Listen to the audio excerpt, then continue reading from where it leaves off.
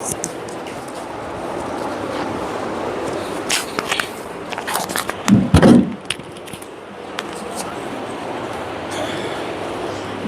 వాక్యము నా పాదములకు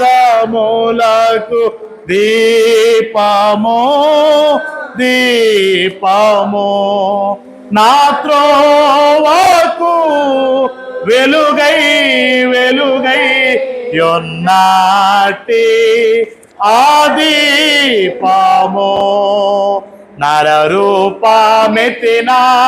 పరలోక వాక్యమా నాతో మాట్లాడుమా నా ప్రభువా, నరరూపమెత్తిన పరలోక వాక్యమా నాతో మాట్లాడుమా నా ప్రభువా.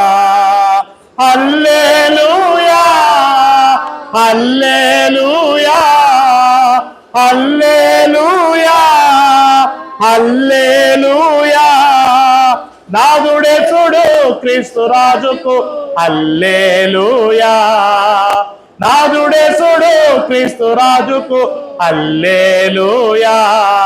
నీ వాక్యము నా పాదములకు దీపము దీపము, నా త్రోవకు వెలుగై వెలుగై యొన్నాటి ఆ దీపము. 2026వ సంవత్సరము 31వ ఆదివారమున దేవుని ఆత్మతోనూ సత్యంతోనూ ఆరాధించడానికి కూడా వచ్చిన మీ అందరికీ యేసుక్రీస్తు వారి నామమున హృదయపూర్వకమైన వందనాలు. రికార్డ్ అవుతుందా? ఓకే. ప్రియమైనటువంటి దేవుని బిడలారా, దేవుని యొక్క సన్నిధానంలో మనము ఆగస్టు నెల 2వ తారీఖు మనం అంటే 7 నెలలు దేవుడు మనల్ని కాపాడాడు, సంరక్షించాడు, సజీవుల లెక్కలో ఉంచాడు, ఆరోగ్యవంతుల లెక్కలో ఉంచాడు, ఆయుష్ను పొడిగించాడు, అనేకమైన ఒడిదుడుకుల్ని మనము తట్టుకొని నిలబడేటువంటి శక్తిని ఆయన మనకిచ్చాడు, ఆయన కృపను మనకు అనుగ్రహించాడు. దాన్ని మనం తలంచుకుంటూ యొక్క సమయంలో దేవుని యొక్క వాక్యంలోనికి మనం వెళ్దాం. ఈరోజు అనేక మంది అడిగేటువంటి ప్రశ్న ఏంటి అంటే, is it necessary to study the Old Testament today? పాత నిబంధన నేడు మనం చదవడం అవసరమా? పాత నిబంధన చదవడము అవసరమా? కొంతమంది ఏం చెప్తున్నారంటే, few people say no need to study Old Testament today. పాత నిబంధన ఈరోజు అధ్యయనం చేయాల్సినటువంటి అవసరం లేదు అంటున్నారు. It is not necessary to read or study the Old Testament. పాత నిబంధన చదవడం కానీ అధ్యయనం చేయడం కానీ నేడు అవసరమే లేదని కొంతమంది చెప్తున్నారు. అండ్ వాళ్ళు చెప్పడానికి కూడా కొన్ని కారణాలు ఉన్నాయి. They have their reasons to support their statement. మొట్టమొదటి రీజన్ ఏంటి అంటే, పాత నిబంధన అంట ఇట్స్ అవుట్డేటెడ్ అంట. ఏమైపోయింది? అవుట్డేటెడ్, పాత అయిపోయింది అది. కాబట్టి పాత నిబంధన చాలా ప్రాచీనమైనటువంటిది మరియు నేటి ప్రపంచానికి సంబంధించినది అది కాదు అని వారు భావిస్తూ ఉన్నారు. ఇంకా అనేకమైనటువంటి కారణాలు కొన్ని ఉన్నాయి లోకంలో చెప్పేటువంటి కారణాలు. We are under New Testament dispensation. మనం ఎక్కడున్నామో కొత్త నిబంధనలో ఉన్నాం, కాబట్టి పాత నిబంధన మాకు అవసరం లేదు. కొంతమంది ఏం చెప్తున్నారంటే, old testament is not abiding today. పాత నిబంధన ఈ రోజుల్లో మనము పాటించాల్సినటువంటి అవసరం లేదు. కొంతమంది ఏం చెప్తున్నారంటే, ఇట్ ఈజ్ నాట్ రెలవెంట్. అది ఇప్పుడు మనకు సంబంధం లేదు. It's not relevance with us. మనకు సంబంధం లేదు. ఇది క్రీస్తుతో కూడా ఏం చేయబడింది? ఇది క్రీస్తుతో కూడా సిలువ వేయబడింది. ఏమైబడింది? It is nailed. The law is nailed to the cross అంటున్నారు. తర్వాత ఇట్ ఈస్ టేకన్ అవే. ఇది ఏం చేయబడింది? తీసివేయబడింది అని చెప్తున్నారు. ఏం చేయబడింది? తీసివేయబడింది. ఇలా అయింది. అవి ఇలా అయింది. అవి ఇలా అయింది. ఆ ఫోను అది ఇలా అయింది.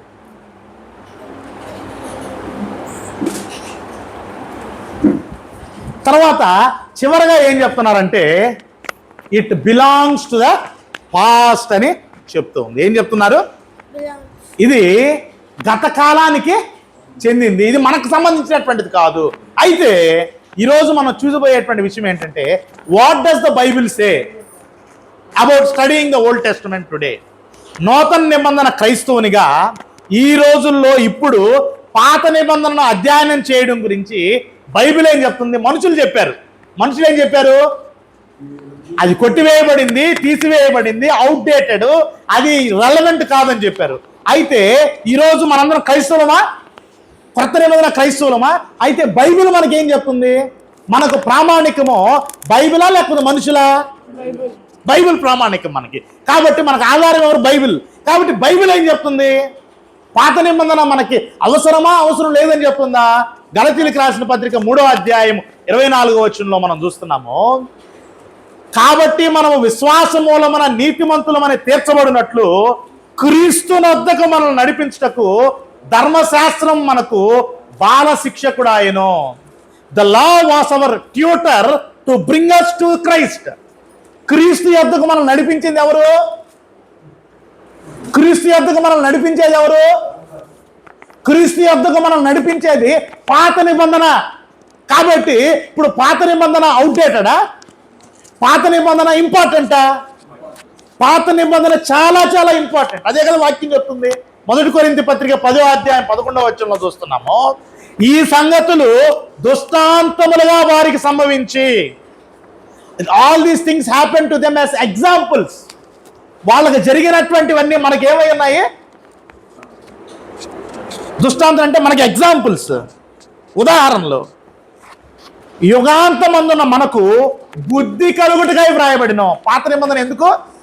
క్రీస్తు యొద్దకు మనం నడిపించుటకు పాత నిబంధన అవసరము.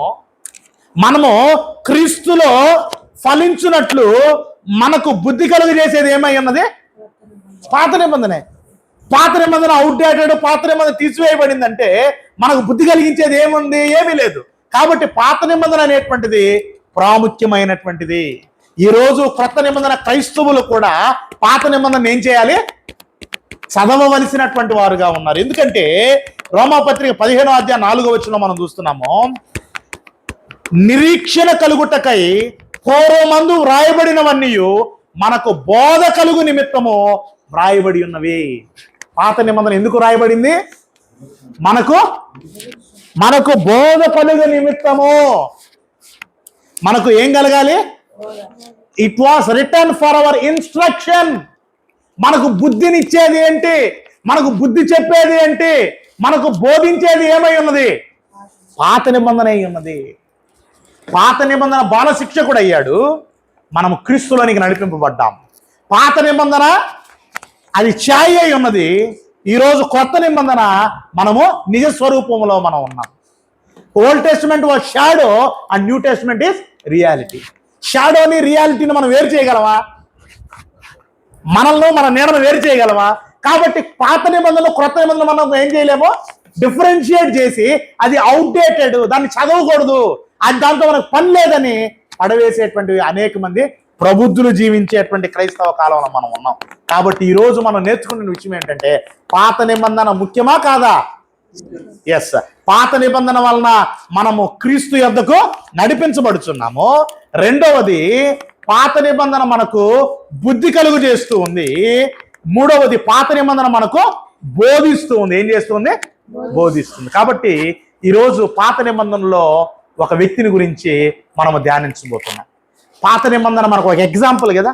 పాత నిబంధన మనకు ఎగ్జాంపుల్స్ చెప్తున్నాయి. మనకు మ్యాథమెటిక్స్లో మనం చూస్తాం కదా, మ్యాథమెటిక్స్లో ప్రతి చాప్టర్ స్టార్ట్ అయ్యే ముందు ఎగ్జాంపుల్స్ ఉంటాయి. ఆ ఎగ్జాంపుల్ని బట్టి ఆ చాప్టర్ మొత్తాన్ని మనం ఏం చేస్తాం? ప్రాబ్లమ్స్ని సాల్వ్ చేస్తాం కదా ఆ ఎగ్జాంపుల్ని బట్టి. కాబట్టి క్రొత్త నిబంధన క్రైస్తవులంగా మనం ఫలించే క్రైస్తవులుగా, భక్తిపరులైనటువంటి క్రైస్తవులుగా, దేవునికి ఇష్టమైనటువంటి బిడ్డలుగా జీవించడానికి పాత నిబంధనలోని ఎగ్జాంపుల్స్ మనకు అవసరం. కాబట్టి ఈరోజు మనము రాజైన ఆసా గురించి మనం చూడబోతున్నాం. ఎవరిని చూడబోతున్నాము? రాజైనటువంటి ఆసా. ఈయన దావీదు యొక్క ముని మనముడు అని చెప్పుకోవచ్చు. ఈయన దావీదు కుమారుని సలోమోను, సలోమోను కుమారుడైనటువంటి అబీజా కుమారుడైనటువంటి ఆసా.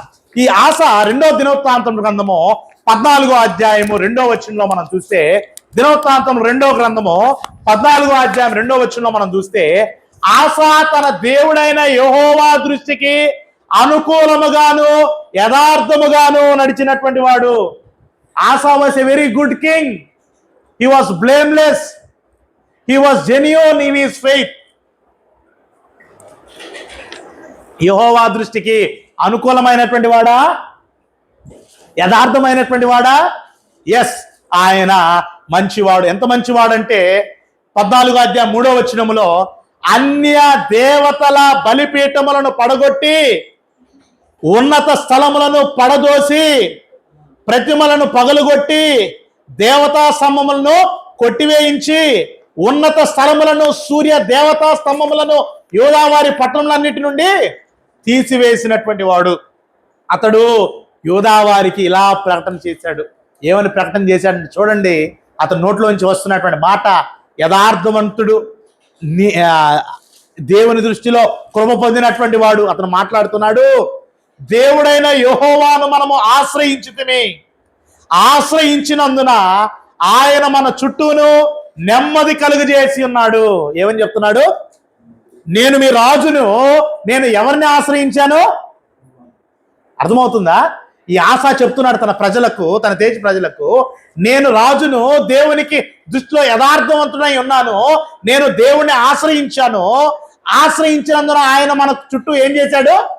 నెమ్మది కలుగు చేశాడు. ఈరోజు దేవుణ్ణి ఆశ్రయిస్తే మన చుట్టూ ఏముంటుంది? నెమ్మది ఉంటుంది. తర్వాత, దేశమందు మనము నిరభ్యంతరముగా తిరగవచ్చును, మనము ఈ పట్టణములను కట్టించి వాటికి ప్రాకారములను, గోపురములను, గుమ్మములను, ద్వారబంధములను అమర్చుదుము, కాగా వారు పట్టణములను కట్టి వృద్ధి నొందిరి. అప్పుడు అలా ప్రశాంతంగా ఉన్నటువంటి సమయంలో 14 మనం చూస్తున్నాం, కూషు దేశు రాజు అయినటువంటి జెరహు వారి మీద దండెత్తి 1000 సైన్యమును 300 రథములను కూర్చుకొని బయలుదేరి మారేషా వరకు రాగా ఆసా అతనికి ఎదురుపోయాను. అమ్మ వింటున్నారా జాగ్రత్తగా? ఆసా అనేటువంటి రాజు మంచి వ్యక్తి, దేవునికి భక్తిపరుడు, దేవుని ఆశ్రయించినటువంటి వాడు, దేవునికి ప్రార్థన చేసేటువంటి వాడు. ఆ రాజుకి వ్యతిరేకంగా కూషు దేశస్థుడైనటువంటి రాజు వచ్చి ఆయన మీదకి దండెత్తి వచ్చాడు. దండెత్తి వస్తే ఈయన ఏం చేశాడు? ఈయన కూడా ఆ రాజును ఎదుర్కోవడానికి పోయాడు. రాజు కదా ఈయన, ఎదుర్కోవడానికి పోయినప్పుడు ఇతను ఏం చేస్తున్నాడో తెలుసా?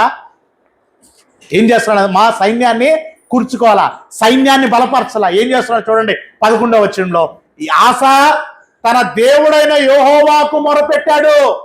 He prayed to God. దేవునికి మొరపెట్టాడు. ఏమని మొరపెట్టాడు? విస్తారమైన సైన్యము చేతిలో ఓడిపోకుండా బలము లేని వారికి సహాయము చేయుటకు నీకన్నా ఎవరునో లేరు. ఏమన్నాడు? అయ్యా, బలమైన సైన్యం వచ్చింది, వాళ్ళ చేతుల్లో మేము ఓడిపోకుండా ఉండాలంటే నీవు తప్ప మాకు సహాయము ఎవరు చేయలేరు. అంటే he relied upon God, he depended upon God. రాజు ఎవరి మీద డిపెండ్ అవుతున్నాడు? దేవుని మీద డిపెండ్ అవుతున్నాడు. చూసారా ఎంత మంచి రాజు ఆ వ్యక్తి?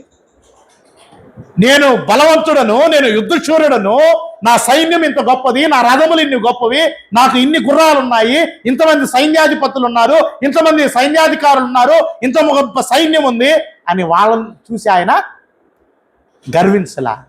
తాను తగ్గించుకొని దేవుని దగ్గరికి వెళ్ళయ్యా ఏమన్నాడు చూడండి. ఇక్కడ చూడండి. ఓ మా దేవా యెహోవా, మాకు సహాయము చేయము. ఏమన్నాడు? ఓ లార్డ్ యెహోవా, హెల్ప్ us.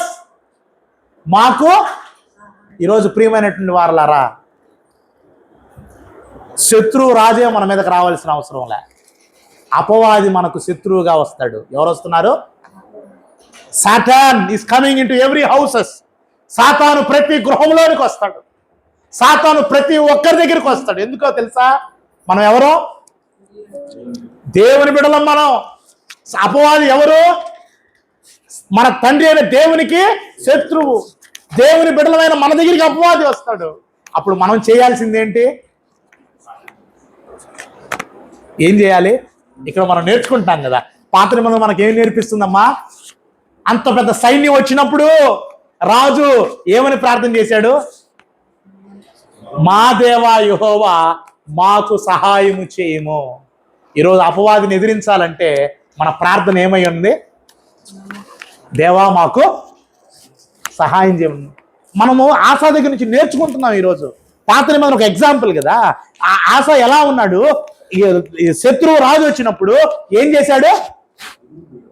ఎదురుపోయి దేవుని సహాయాన్ని కోరుతున్నాడు. ఏం చేస్తున్నాడు? కత్తి తిప్పాడా? మోకాళ్ళు వేసి ప్రార్థన చేస్తున్నాడా? ఏం చేస్తున్నాడు? ప్రార్థన చేస్తున్నాడు. ఏమి చూడండి, మాకు సహాయం చేయము, నిన్నే నమ్ముకొని ఉన్నాము. రాజు ఎవరు నమ్ముకున్నాడు? సైన్యాన్ని. ఈరోజు మనము మన శత్రువుని ఎదుర్కొనేటప్పుడు, సాతాన్ని ఎదుర్కొనేటప్పుడు ఎవరిని నమ్ముకోవాలి? దేవుని నమ్ముకోవాలి. కాబట్టి నిన్నే నమ్ముకొని ఉన్నాము, నీ నామమును బట్టియే ఈ సైన్యమును ఎదిరించుటకు బయలుదేరి ఉన్నాము. యెహోవా నీవే మా దేవుడవు, నరమాత్రులను నీ పైన జయమొందనీయకుమని ప్రార్థింపగా ఏం చేశాడు తెలుసా? దేవుడు అటువంటి ప్రార్థన వింటాడు కదా. అయ్యా నువ్వే మాకు ఆధారం అని ఎవరైనా అంటే దేవుడు విడిచిపెడతాడమ్మా? ఎవరైనా వచ్చి అన్నా అక్క నువ్వే మాకు దిక్కు అంటే మనం వదిలిపెడతామా? అమ్మా ఆకలేస్తుంది, ఒక ముద్ద అన్నం పెట్టామంటే పెట్టమా? అటువంటిది దేవుడు, ఆకాశం అందునటువంటి దేవుడు, సర్వశక్తిమంతుడైనటువంటి దేవుడు, సర్వమును సృష్టించినటువంటి దేవుడు. He is our creator and he is our maker, he is our sustainer, he is our provider, he is our care taker, he is everything. అటువంటి ఆయన దగ్గరికి వెళ్ళి దేవా మాకు సహాయం చేయమని ప్రార్థన చేస్తే వదిలిపెడతాడు ఆయన? ఏం చేశాడు? 12వ వచనం చూద్దాం. యెహోవా ఆ కూషులను ఆసా ఎదుటను యోధా వారి ఎదుటను నిలువనీయక వారిని మొత్తినందున వారు పారిపోయారు. ఏమైపోయారు? పారిపోయారు. దేవునికి చేసేటువంటి ప్రార్థన వృధా కాలేదు. రాజు ఎవరి మీద ఆధారపడుతున్నాడు? ఎవరి మీద? ఈరోజు మనం ఎవరి మీద ఆధారపడాలి? రాజే దేవునికి ప్రార్థన చేసినప్పుడు సామాన్యులమైనటువంటి మనము ఎవరికి ప్రార్థన చేయాలి అంటే, ఇక్కడ మనం నేర్చుకున్నటువంటి విషయం ఏంటంటే, రాజైనా సామాన్యుడైనా ఎవరైనా అందరూ దేవుని దగ్గర సహాయము పొందితేనే వారి జీవితంలో సంతోషము. ఇక్కడ ఆస దేవుని యొక్క సహాయాన్ని కోరాడు, దేవుడు సహాయాన్ని ఇచ్చాడు. చూడండి 13వ వచనంలో, ఆస అతనితో కూడానున్న వారును గేరారు వరకు వారిని తరమగా కూషీయులు మరలా పంక్తులు తీర్చ లేక యెహోవా భయము చేతను ఆయన సైన్యపు భయము చేతను పారిపోయి యోధావారు విశేషమైన కొల్ల సొమ్ము పట్టుకున్నారు. విజయం వచ్చింది, డబ్బు కూడా వచ్చింది. ఆస 16వ అధ్యాయానికి మనం వస్తున్నాం. అలా ఆస నీతిమంతుడుగా దేవునికి భయపడి దేవుని మీద ఆధారపడి దేవుని యొక్క సహాయంతో ముందుకు కొనసాగుతూ ఉన్నప్పుడు 16వ అధ్యాయము 1వ వచనంలో మనం చూస్తూ ఉన్నాం. ఆస ఏలుబడి యందు 36వ సంవత్సరమున ఇశ్రాయేలు రాజైన బయేషా యూదా వారి మీద దండెత్తి బయలుదేరి యూదా రాజైన ఆసా యొద్దకు రాకపోకలు జరుపుకున్నట్లు రామాను కట్టించాడు. ఇక్కడ మనము చూస్తున్నటువంటి ఇదేంటంటే, ఇజ్రాయేలు రాజ్యం చూడండి. ఈ ఇజ్రాయేలు రాజ్యము వీళ్ళిద్దరు అన్నదమ్ముళ్ళు. వీళ్ళెవరు? వీళ్ళేమో 10 మంది అన్నదమ్ముళ్ళు, వీళ్ళేమో 2 అన్నదమ్ముళ్ళు. ఈ 10 మంది పసుపు కలర్ వాళ్ళనేమో ఇజ్రాయేల్ దేశం అంటారు, వీళ్ళనేమో యూదా దేశం అంటారు. వీళ్ళందరూ కూడా ఒక తండ్రి బిడ్డలే. వీళ్ళేమో 10 మంది ఒక దేశం అయిపోతారు. 2 బెన్యామీను యోధా వారు. కింద డోర్ ఏమైనా వేస్తున్నారా? లాక్ చేస్తున్నారా? ఎవరు తడుతున్నారు చూడండి ఆయన. వీళ్ళందరూ వీళ్ళు ఎవరంటే దాయాదులు అనొచ్చా వీళ్ళని? దాయాదులు అన్న కూడా వీళ్ళు అన్నదమ్ముళ్ళు, వీళ్ళు సొంత అన్నదమ్ముళ్ళు వీళ్ళు. ఇక్కడ చూడండి, మధ్యాధర సముద్రం అంచులో వీరున్నారు, మంచి సిరి సంపదలతో ఉన్నారు. ఈయనేమో ఆసారాజు, మనం నేర్చుకుంటున్నాము. వీళ్ళ సహోదరుడు, వీళ్ళ సొంత రక్తమే అనమాట. ఈయన కింగ్ బాయేషా రాజు. చూద్దాం ఇక్కడ వీళ్ళిద్దరి మధ్య ఏమొచ్చిందంటే, ఎప్పుడు కూడా పోరు ఉంటుంది కదా అన్నదమ్ములకి. ఈ అన్నదమ్ముల మధ్య ఏంటంటే, వీళ్ళ అన్నదమ్ముల మధ్య ఒక చిన్న పోరు వచ్చింది. పోరు ఏంటంటే, యెరూషలేము ఇక్కడ ఉంది. ఎక్కడ ఉంది? యెరూషలేము యూదా రాజ్యంలో ఉంది. యెరూషలేములో ఏముంటది? దేవాలయం ఉంటుంది. కాబట్టి వీళ్ళందరూ ఈ ఇజ్రాయేల్ దేశం వాళ్ళైనా యూదా వారైనా ఆరాధన చేయడానికి ఎక్కడికి రావాలి? యెరూషలేముకి రావాలి. కాబట్టి ఇక్కడ వీళ్ళు యెరూషలేముకు వచ్చి ఈ రాజుతో కుమ్మక్కయ్యి ఇతన్ని ఏమైనా చేస్తారని వీళ్ళు ఇక్కడికి రాకుండా ఇక్కడ మధ్యలో ఒక గోడను కట్టించాలని ఈ రాజు అనుకున్నాడు. కాబట్టి ఇక్కడ ఏమైందంటే అక్కడ ఉన్నటువంటి వ్యాపారాలు ఇవన్నీ కూడా ఏమైనాయి అంటే కుంటుపడ్డాయి. కుంటుపడినప్పుడు ఆస యెహోవా మందిరమందును రాజనగరమందును ఉన్న బొకసముల్లోని వెండి బంగారములను తీసి దమస్కులో నివాసము చేయి సిరియా రాజుకు బెన్హదు నొద్దకు దూతలను పంపించాడు. ఏమైంది? ఇప్పుడు వీళ్ళిద్దరి మధ్య సమస్య వచ్చింది కదా. వీళ్ళిద్దరి మధ్య సమస్య వచ్చినప్పుడు ఈయన ఏం చేయాలి? వీళ్ళిద్దరి మధ్య సమస్య వచ్చింది. ఫస్ట్ సమస్య వచ్చినప్పుడు ఏం చేశాడు? ప్రార్థన చేశాడు. ఇప్పుడు వీళ్ళిద్దరి మధ్య సమస్య వచ్చినప్పుడు ఈయన ఏం చేస్తున్నాడు తెలుసా? ప్రార్థన చేయట్లా. ఏం చేస్తున్నాడో చూద్దాం.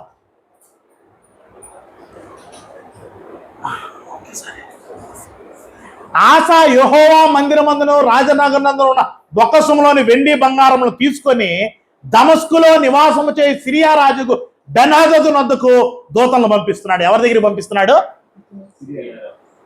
గమనించండి, ఇక్కడ చూడండి. ఇది సిరియా దేశం. ఇదేం దేశమో ఇక్కడ కనిపించే సిరియా. దీనికి ఆనుకొనే ఉంటుంది సిరియా. ఇప్పుడు మనకి ఫర్ ఎగ్జాంపుల్ పాకిస్తాన్ ఎలా ఉంటుందో అటువంటిది అనమాట ఇది. వీళ్ళు జస్ట్ బై రోడ్ కూడా వెళ్ళిపోవచ్చు సిరియాకి. సిరియా యొక్క క్యాపిటల్ సిటీయే దమస్కు.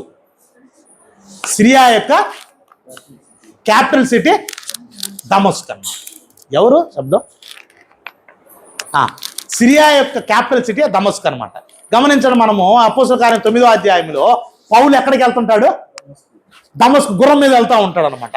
ఆ దమస్కుకి వెళ్ళేటప్పుడే ప్రభువు ఆయనకి కనపడడం జరుగుతుంది. అంటే ఇక్కడ నేను చెప్పొచ్చే విషయం ఏంటంటే యోధా వారికి ఇశ్రాయేలు వారికి నైబర్ ఎవరు? సిరియా అనమాట. ఇక్కడ ఏం చేస్తున్నాడంటే ఈ ఆసారాజు తన అన్నదమ్ముల దగ్గర నుంచి ఒక సమస్య వచ్చినప్పుడు ఎవరి దగ్గరికి వెళ్తున్నాడంటే చూద్దాము.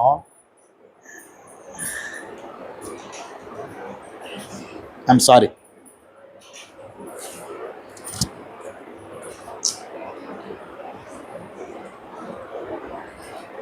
దమస్కులోని రాజుకు బెన్హదదు నొద్దకు దూతల చేత పంపించాడు. ఎవరి దగ్గరికి పంపించాడు? సిరియా రాజు దగ్గరికి వెళ్ళాడు. ఏమని చెప్తున్నాడు చూడండి.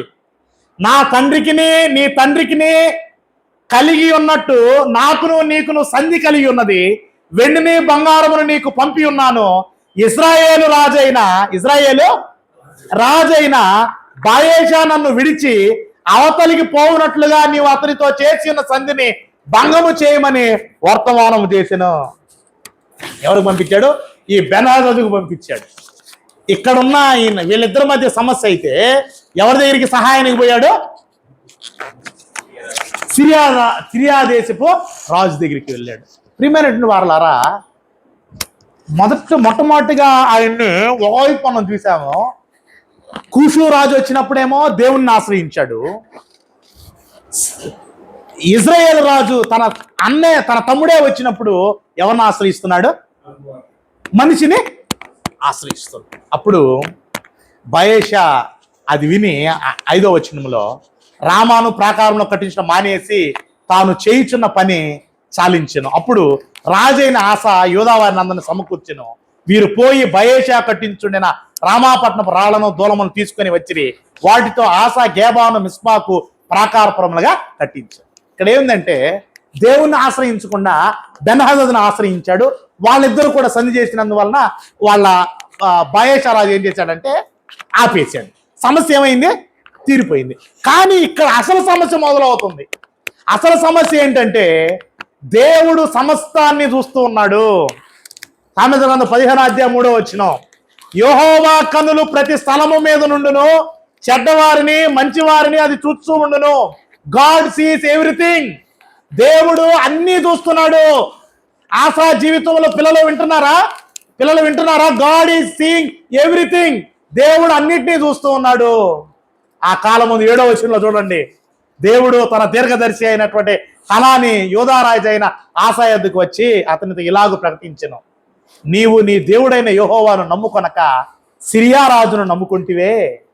సిరియా రాజు యొక్క సైన్యము నీ వశము నుండి తప్పించుకొని పోయాను. ఏమంటున్నాడు దేవుడు? ఏం చేస్తున్నాడు? ఆసా, నువ్వు మంచివాడివే, నా ఆయన భయభక్తులు కలిగినటువంటి వాడివే, అప్పుడేమైనా ఆశ్రయించావు, నా సహాయాన్ని పొందావు. సహాయాన్ని పొందిన తర్వాత మరలా సమస్య వస్తే నా దగ్గరికి రాకుండా ఎవరి దగ్గరికి వెళ్తున్నావు? ఎవరి దగ్గరికి వెళ్ళాలి? దేవుడి దగ్గరికి వెళ్ళాలి. ఈరోజు పాత నిబంధనలో మనం నేర్చుకున్న పాఠం ఏంటంటే దేవుడు సమస్తాన్ని గమనిస్తూ ఉన్నాడు.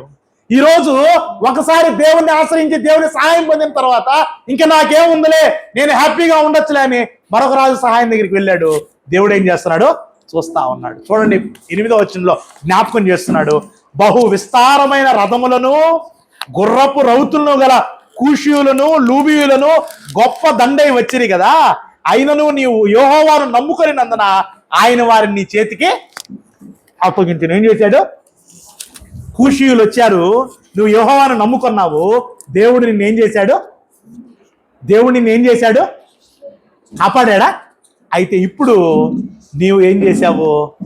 9వ వచనంలో చెప్తున్నాడు, తన ఎడల యథార్థ హృదయము గల వారిని బలపరచుటకై యెహోవా కనుదృష్టి లోకమన్నంతటా సంచారము చేయుచున్నది.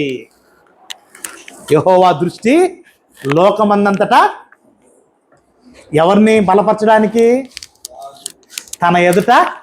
ఇప్పుడు ఆస యథార్థమైన హృదయం కలిగినటువంటి వాడుగా ఉన్నాడా? యథార్థత లేకుండా ఉన్నాడా స్టార్టింగ్ లో? ఇప్పుడు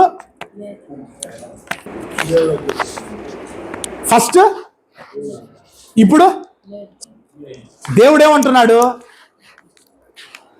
కూషు దేశపు రాజు వచ్చినప్పుడే నన్ను ఆశ్రయించావు, ఇప్పుడు నన్ను ఆశ్రయించుకుని నువ్వు ఎవరిని ఆశ్రయిస్తున్నావు? ఇప్పుడు ఆశ మొదటిసారి చేసినట్టు రెండవసారి కూడా చేయాలి, కానీ చేయలే. అందుకు దేవుడు చెప్తున్నాడు. ఒకసారి 9వ వచనం చదువుదామా? ఇక్కడ మనకి సరిగ్గా రాలేదు, ఒకసారి చదువుదా. 2వ దినవృత్తాంతర గ్రంథం 16:9 ఒకసారి చదువుతారా?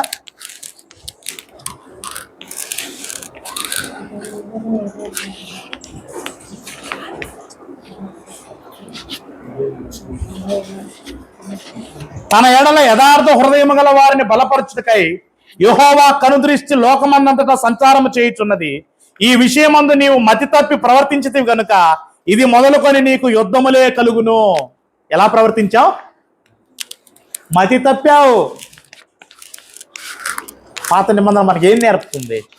మనిషి తప్పిపోతాడు. మనిషి ఏమవుతాడు? తప్పిపోయేటువంటి పరిస్థితి. కొన్నిసార్లు తడబడడం మనిషి. ఆ తడబాటొద్దు. ఈరోజు మనం నేర్చుకున్నటువంటి విషయం ఏంటంటే మొదట ఎలా ఉన్నావో ఇప్పుడు కూడా అలానే ఉండు. ముందేమో దేవుని మీద ఆధారపడ్డావు, దేవుని సహాయం పొందుకున్నావు, తర్వాత అంతా బాగుంది, దేవుని మర్చిపోతే. ఇక్కడ ఆశా దేవుని మర్చిపోయాడా? ఎస్, మర్చిపోయాడు. ఆశా దేవుని మర్చిపోయాడా? ఎస్, మర్చిపోయాడు. యెహోవా కనుదృష్టి లోకమన్నంతటా సంచారము చేయుచున్నది. చూడండి ఎంత ఇతని యొక్క చెడుతనం ఎలా ఉందంటే, ఆ దీర్ఘదర్శి అట్లు ప్రకటించినందుకు ఆశ అతని మీద కోపగించి రౌద్రము చూపి అతని బందీ గృహములో వేసెను. ఇదియుగాక ఆ సమయం మంది ఆశా జనుల్లో కొందరిని బాధపరిచారు. చూసాడా? మంచివాడు ఎలా ఏమైపోయాడు? దుర్మార్గుడై. 12వ వచనం చూడండి. ఆశ తన ఏలుబడి యందు 39వ సంవత్సరమున పాదములలో జబ్బు పుట్టి తాను బహు బాధపడినను దాని విషయములో అతడు యెహోవా యొద్ద విచారణ చేయక వైద్యులను పట్టుకొనెను. ఏం చేశాడు? ఇక్కడ 2వ లెసన్ మనం నేర్చుకుంటున్నాం. అనారోగ్యం వచ్చింది, కాళ్ళల్లో ఏమొచ్చింది? జబ్బు వచ్చింది. ఇక్కడ దేవుడు చెప్తున్నాడు అతనికి జబ్బు వచ్చింది. జబ్బు వచ్చినప్పుడు చూడండి, దాని విషయములో అతడు 12వ వచనం చూడండి. తనలుంటే దాన్ని అండర్లైన్ చేసుకోండి, ఎందుకంటే ఇది మనకు అవసరం. ఏం బాగలేకపోతే డాక్టర్లేనా? దేవుడు వద్దా? లేకపోతే దేవుడే కావాలా? డాక్టర్లు వద్దా? కాదు. ఎస్, డాక్టర్లు కావాలి, దేవుడు కావాలి. చూడండి అక్కడ చూడండి. ఆశా తన ఏలుబడి యందు 39వ సంవత్సరమున పాదములలో జబ్బు పుట్టి తాను బహు బాధపడినను దాని విషయములో అతడు యెహోవా యొద్ద విచారణ చేయక వైద్యులను పట్టుకొనెను. ఏం చేశాడు? He relied only on physicians. అంటే ఇక్కడ ఈ వచనం ఏం చెప్తుంది? అనారోగ్యం వచ్చినప్పుడు వైద్యులను మాత్రమే కాకుండా దేవుని మీద కూడా మనం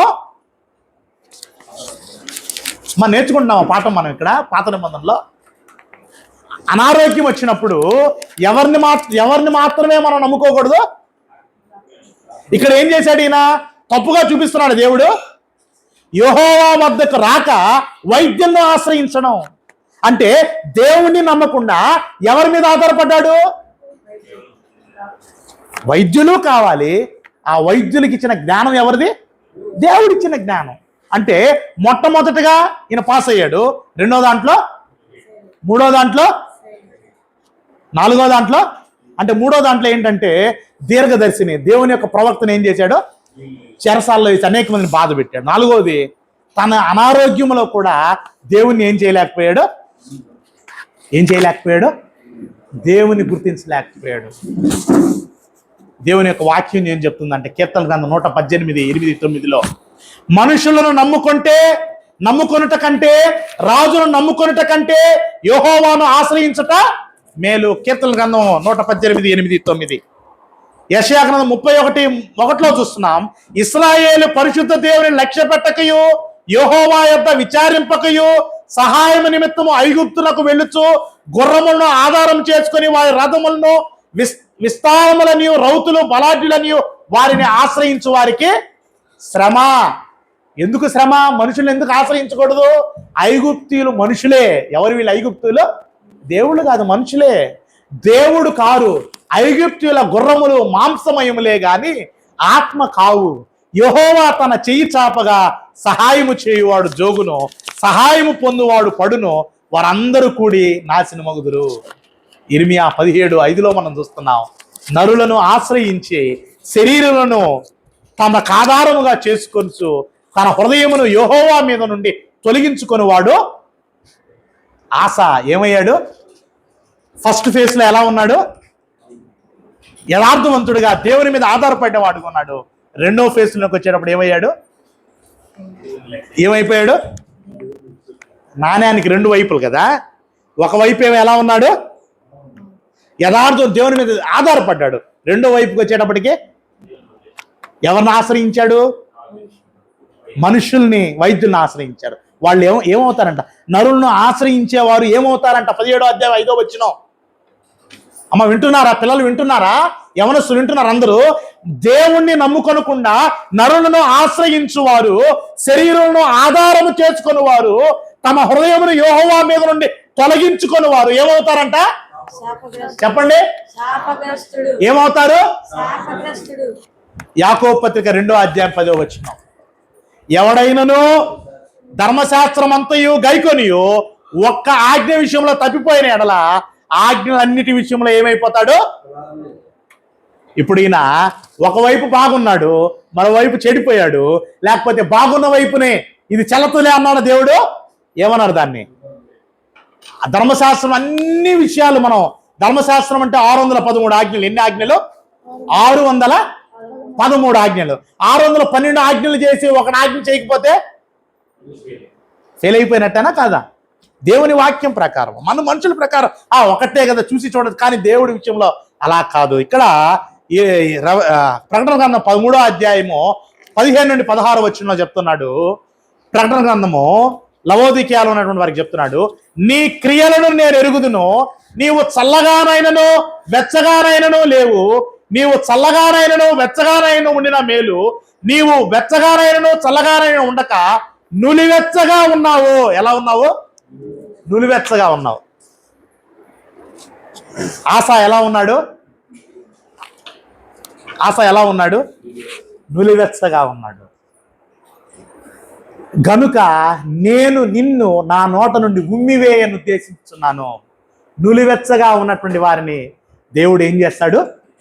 ఉమ్మివేస్తాడు. కాబట్టి నులివెచ్చగా ఉండకూడదు. మనం విశ్వాసముతో ఉండాలి, బలముగా ఉండాలి, భయభక్తులతో మనం ఉండాలి. ఇక్కడ బాటం లైన్ మనం నేర్చుకునేటువంటిది ఏంటి అంటే ఇర్మియా 17:7 యెహోవాను నమ్ముకొని వాడు ధన్యుడు, యెహోవా వానికి ఆశ్రయముగా ఉండును. We need to trust in the lord. ఇర్మియా 17:7 చెప్తున్నాడు, మనము యెహోవాను నమ్ముకోవాలి, యెహోవాను ఆశ్రయించాలి. అదే మనకు ధన్యత. సామెతల గ్రంథం 3:5 మనం చూస్తున్నాం. చివరిగా దిస్ ఇస్ ద కన్క్లూజన్, ఇదే ముగింపు వచనము. నీ స్వబుద్ధిని ఆధారం చేసుకోవద్దు, నీ పూర్ణ హృదయముతో యెహోవా యందు నమ్మకముంచు. 6వ వచనం, నీ ప్రవర్తన అంతటి యందు ఆయన అధికారమునకు ఒప్పుకొనుము, అప్పుడు ఆయన నీ త్రోవలను సారాలి. ప్రియమైనటువంటి సహోదరుడా సోదరిమణి, నీ త్రోవలు ఇరుకుగా ఉన్నాయా? నీ త్రోవలను దేవుడు సరళం చేస్తాడు. నీ జీవితం ఇరుకుతో ఉందా? దేవుడు నీ జీవితాన్ని సరళం చేస్తాడు. ఎప్పుడో తెలుసా? ఎప్పుడు మన జీవితాన్ని దేవుడు విశాలపరుస్తాడంటే, ఎప్పుడు మన జీవితాలను ఆయన సరళం చేస్తాడంటే, మన స్వబుద్ధిని ఆధారం చేసుకోనకుండా పూర్ణ హృదయముతో యెహోవా యందు మనం ఏముంచినప్పుడు, యెహోవా యందు నమ్మకం ఉంచినప్పుడు. కాబట్టి యెహోవా యందు మనం ఏం చేద్దాం? ఈరోజు మనం పాత నిబంధన అవసరం లేదా? చాలా అవసరం. వెరీ గుడ్, చాలా అవసరం. ఈరోజు ఈ ఆశా జీవితంలో మనం నేర్చుకున్నామా లేదా? ఎంతో గొప్ప పాఠాన్ని నేర్చుకున్నాం. కాబట్టి ఆశా వలె మనము మొట్టమొదటి తన ఫేస్ ఆఫ్ లైఫ్లో, తన జీవిత విడతలో ఆయన ఏ విధంగా యథార్థవంతుడుగా ఉన్నాడో చివరి వరకు ఆ నమ్మకాన్ని ఆయన కొనసాగించుంటే ధన్యుడై ఉండేవాడు. అంటే ఇక్కడ మనం నేర్చుకున్న విషయం ఏంటంటే, there is possibility for man to fall away. First నమ్మకంగా దేవుని భయభక్తులు కలిగిన వ్యక్తి కొన్నిసార్లు దేవుని దగ్గర నుండి దేవుని విషయాలు వెనకడుగు వేసేటువంటి అవకాశం కూడా ఉంటుంది. అలా వెనకడుగు వేసినట్టు ఆశ ఏమయ్యాడు? శపింపబడినటువంటి వాడిగా నిలబడ్డాడు. ఈరోజు దేవుని బిడ్డలమైన మనము ఆశా వలె ఉండకుండా నిజమైనటువంటి దేవుని బిడ్డలంగా మన స్వబుద్ధిని ఆధారం చేసుకోనకుండా పూర్ణ హృదయంతో యెహోవా యందు నమ్మకం ఉంచుకొని మన త్రోవలను దేవుని చేత సరళం చేయించుకునేటువంటి నిజమైన భక్తులుగా మనం ఉన్నాం. అందుకు దేవుడు మనకు సహాయం చేయను గాక. ప్రార్థన చేసుకున్నాం. పరిశుద్ధుడా మహాగణుడైన తండ్రి, చెప్పబడిన వాక్యము మా అందరి వినికిడిలో ఫలింపునిచ్చినట్టు సహాయం చేయమని క్రీస్తు నామములో ప్రార్థించుచు కృతజ్ఞతాస్తులు చెల్లిస్తున్నాము తండ్రి. ఆమేన్. శిరోధ్యానికి సురూపమైన సొగసైనా లేదు, తృణీకరింపబడెను, విసర్జించిరి మనుజులెల్లరును, దైవమే చేయి విడెను. 10,000లోన అతి సుందరుండు, రూపునే కోల్పోయెను. ఆహా 10,000లోన అతి సుందరుండు, రూపునే కోల్పోయెను. పరిశుద్ధమే యేసుని రక్తం ప్రవహించెను, కల్వారిలో కడుగబడితే పావన రక్తంతో ప్రభు యేసునే ఆరాధింతు. వ్యసనాక్రాంతుడుగా వ్యాధిగ్రస్తుడుగా కనిపించే నా ప్రియుడు, మనము చూడనొల్లాని స్వరూపుడాయే మనమెన్నిక చేయలేదు. 10,000లోన అతి శ్రేష్టనీయుడు దీనునిగా చేయబడెను. ఆహా 10,000లోన అతి శ్రేష్టనీయుడు దీనునిగా చేయబడెను. పరిశుద్ధమే యేసుని రక్తం ప్రవహించెను, కల్వారిలో కడుగబడితే పావన రక్తంతో ప్రభు యేసునే ఆరాధింతు. మన దోషములకై గాయముల నొందే స్వస్థతనిచ్చే ప్రియుడే, మన సమాధానార్థ శిక్ష భరించి నలుగా గొట్టబడెను. 10,000లోన అతి మనోహరుడు రక్తపు ముద్దాయెను. ఆహా 10,000లోన అతి మనోహరుడు రక్తపు ముద్దాయెను. పరిశుద్ధమే యేసుని రక్తం ప్రవహించెను, కల్వారిలో కడుగాబడితే పావన రక్తంతో ప్రభు యేసునే ఆరాధింతో తన వేదనగాంచిరి మృతుడాయేను ప్రియ రక్షకుండు యేసు తిరుగుబాటును చేసిన మనకై మన చేసెను ప్రభువు 10,000లోన తండ్రికి ప్రియసుతుడు మృతి పొందియు జీవించెను.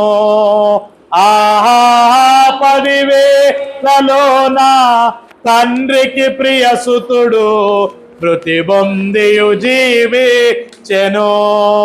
పరిశుద్ధమే యేసుని రక్తం ప్రవహించెను కల్వారిలో కడుగాబడితే పావన రక్తంతో ప్రభు యేసునే ఆరాధింతో.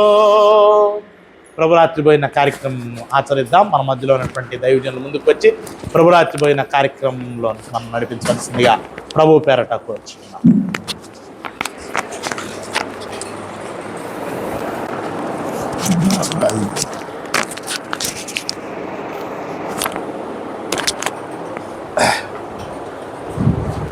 ఆరాధనలో 4వ అంశమైనటువంటి రొట్టె విరుచు కార్యక్రమం. ఈ కార్యక్రమం ద్వారా మనము ప్రభువును జ్ఞాపకం చేసుకుంటున్నాం. ఆయన మరణ పునరుద్ధానం ప్రచురపరచబోతున్నాం కనుక సిద్ధపాటుతో ఈ కార్యక్రమంలో మనం పాల్గొంపులు చేద్దాం. మనం చేసినటువంటి అవిధేయతలను, పొరపాట్లను, తప్పిదములను అన్నింటినీ కూడా దేవుని సన్నిధిలో ఒప్పుకొని విడిచిపెట్టి నీతియుక్తమైన విధంగా మరి నిర్దోషమైనటువంటి ప్రభు శరీరమునకు సాదృశ్యమైన రొట్టెలను, నిబంధన రక్తమునకు సాదృశ్యమైన ద్రాక్ష రసములోనూ మనము పాల్పొంపులు చేద్దాం. లేఖన భాగాన్ని చదువుకుందాం. అపోస్తలుడైన పౌలు కొరింథీయులకు రాసిన మొదటి పత్రిక 11వ అధ్యాయము 23-24 వచనాలను చదువుకుందాం. నేను మీకు అప్పగించిన దానిని ప్రభు వలన పొందుతుని, ప్రభు అయిన యేసు తాను అప్పగింపబడిన రాత్రి ఒక రొట్టెనెత్తుకుని కృతజ్ఞతాస్తుతులు చెల్లించి దానిని విరిచి, ఇది మీ కొరకైన నా శరీరము, నన్ను జ్ఞాపకం చేసుకున్నట్టుకై దీన్ని చేయడని చెప్పాను. కృపా సత్య సంపన్నుడు అయిన మా పరలోకపు తండ్రి, స్తోత్రమునైనా దివ్యనకరమైన స్థితిని మాకు అనుగ్రహించారు. మానవాళిని మీరు కోరుకున్నటువంటి కోరిక ఒకే కోరిక తండ్రి. ఆ కోరికే ప్రతి మానవుడు మీరు కోరిన విధముగా ఆత్మతో సత్యముతో ఆరాధించాలని మరి తండ్రి ఆజ్ఞాపించున్నారు. మరి తండ్రి ఆ రీతిగా మేము ఆజ్ఞను కొనుటకు మీ సన్నిధిలో కనపడటకు బలహీనులమైన మేము మరి తండ్రి మీ సన్నిధిలో ఉండాలని ఆశించి ప్రేమించి మీ సన్నిధికి మమ్మల్ని నడిపించారు. అందును బట్టి మీ కృతజ్ఞతలు తెలియజేస్తున్నాం. మరి తండ్రి ఈ సత్య ఆరాధన ద్వారా మీరు మహిమ తెచ్చుకోమని, మా పాపముల నిమిత్తమే మా ప్రభు యొక్క శరీరము మరి నలగొట్టబడిన తండ్రి, ఆ నలగొట్టబడినటువంటి శరీరము సాదృశ్యమైన రొట్టె మా మధ్యలో ఉంటుండగా రొట్టెను ఆశీర్వదించి మాకు దయచేయమని, స్వీకరిస్తున్న మమ్మలను పంచిపెడుతున్న పరిచారకులను దీవించమని మా ప్రభు యేసుక్రీస్తు వారి శక్తి కలిగిన నామములో ప్రార్థన చేస్తూ కృతజ్ఞతాస్తుతులు తెలియజేస్తున్నాము తండ్రి. ఆమేన్. ఆమేన్.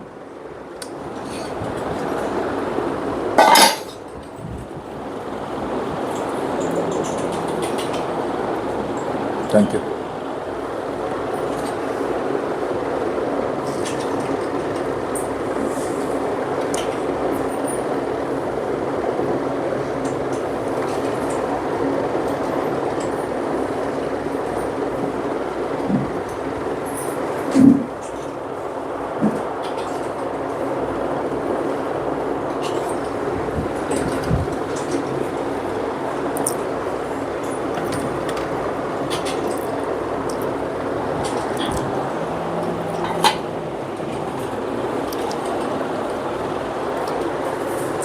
ఆరాధన తిరగతాం ఎందుకు?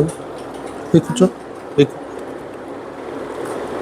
అదే రీతిగా మానవాళి విమోచన కొరకు ప్రభువారు సిలువులో చిందించిన నిబంధన రక్తమునకు సాదృశ్యమైన కూడా ద్రాక్ష రసం కూడా మనం స్వీకరించటకు ముందుగా ఆజ్ఞాపింపబడిన విధముగా లేఖన భాగంలోని కొరింథీ పత్రిక 11వ అధ్యాయము 5:26 చదువుకొని ఈ కార్యక్రమంలో మనం పాలు పంపులు చేద్దాం. ఆ ప్రకారమే భోజనమైన పిమ్మట ఆయన పాత్రను ఎత్తుకుని, ఈ పాత్ర నా రక్తములైన క్రొత్త నిబంధన, మీరు దీనిలోనిది త్రాగునప్పుడెల్లా నన్ను జ్ఞాపకం చేసుకున్నట్టుకై దీని చేయడని చెప్పాను. మీరు రొట్టెను తిని ఈ పాత్రలోనిది త్రాగునప్పుడెల్లా ప్రభు వచ్చు వరకు ఆయన మరణమును ప్రచురించువారు. కృతజ్ఞతాస్తులు తెలియజేసుకున్నాం. మనుమికిలిగా ప్రేమించిన మా పొరలకు తండ్రి, దీవెనకరమైన స్థితిలో మమ్మల్ని ఉంచారు తండ్రి. ఈ రీతిగానే మా ఆయుష్కాల పర్యంతరము తండ్రి మీ చిత్తాన్ని అనుసరిస్తూ మీ కృపలో వర్ధిల్లుతూ మీ సన్నిధిలో మరి తండ్రి మా జీవితాలను వెళ్ళబుచ్చుటకు సహాయం దయచేయండి. ప్రత్యేకంగా లేఖన భాగాలను, అనేకమైనటువంటి వాక్య భాగాలను మేము చదువుతున్నాం, వింటూ ఉన్నాం, చదువుతున్నాం. మరి తండ్రి గ్రహించి మా హృదయాల్లో అవన్నీ నాటబడి మా జీవితాంతము మీ కృపలో ముందుకు సాగుటకు సహాయం దయచేయమని, ఆశీర్వదించమని మా ప్రభు యేసుక్రీస్తు వారి శక్తి కలిగిన నామములో ప్రార్థన చేసి వేడుకుంటున్నాం తండ్రి. ఆమేన్.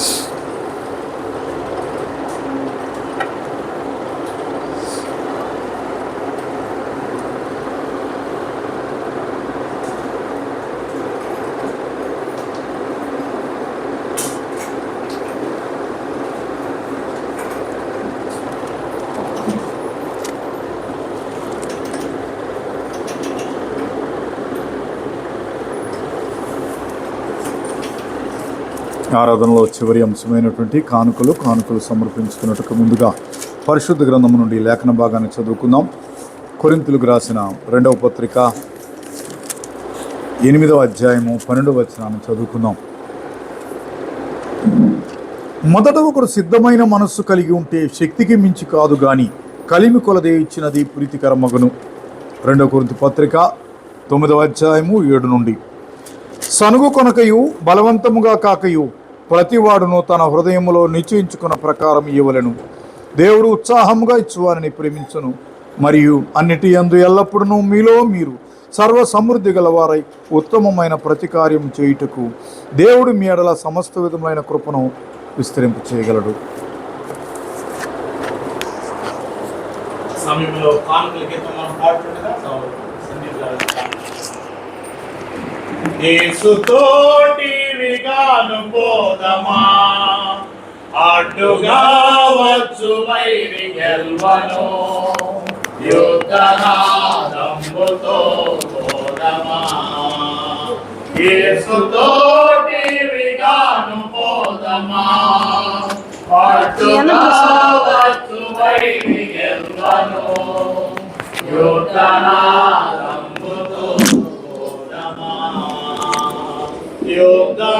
యుద్ధనాదంబుతో పోదమా. శోధనలు మనను చుట్టి వచ్చిన సాతాను అంబులెండి కదిలిన, శోధనలు మనను చుట్టి వచ్చిన సాతాను అంబులెండి కదిలిన, భయము లేదు మనకిక ప్రభువు చెంతనందుము, భయము లేదు మనకిక ప్రభువు చెంతనందుము. యేసుతో టీవిగాను వెడలను, యేసుతో టీవిగాను పోదమా, నాటుగా వచ్చు వైరి గెల్వను, యుద్ధనాదంబుతో పోదమా, యుద్ధనాదంబుతో పోదమా. ప్రతి బుధవారం 6 గంటల నుండి 7 గంటల వరకు బైబిల్ చదువుకుంటుంది. వారం మధ్య బైబిల్ చదువులో పాల్గొందాం, దైవ ఆశీర్వాదాలు పొందుదాం. ప్రతి శుక్రవారము స్త్రీల కూడిక సాయంత్రం 5 గంటలకు ఉంటుంది. దయతో సంఘం స్త్రీలందరూ కూడా పాల్గొని దైవ ఆశీర్వాదం ప్రార్థన చేసుకుని ఆరాధన కార్యక్రమం ముగించుకుందాం. ప్రార్థన మరియు ఆశీర్వాదం దైవం ముందుకు ప్రార్థన ఆశీర్వాదం.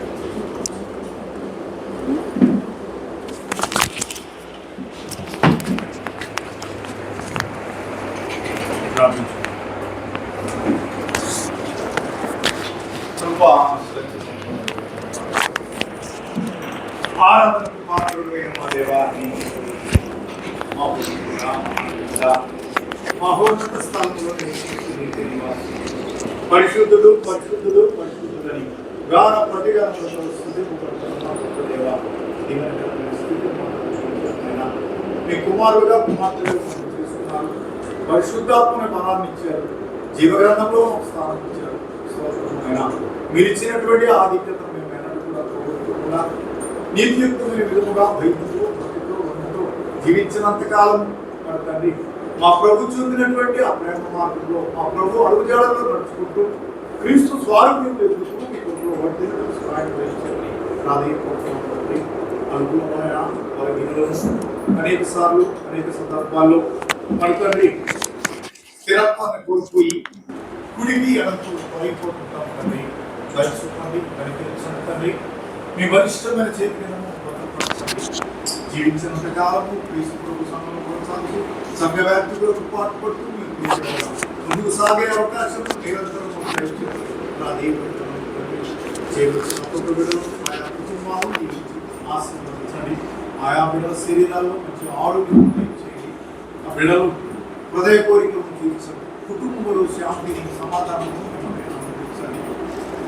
సాయం సంఘం ద్వారా మరి మేము చేస్తున్నటువంటి మరి కాపాడే సేవను, అలిమడుగు సేవను, చొచ్చుకారిపాలెం సేవను, కావలి సేవను, కాలపాలెం సేవను మీరు ఆశీర్వదించండి. ఏ ప్రాంతాల్లో సేవ చేస్తున్నటువంటి సేవకులు వారి కుటుంబాలను దీవించి ఆశీర్వదించండి.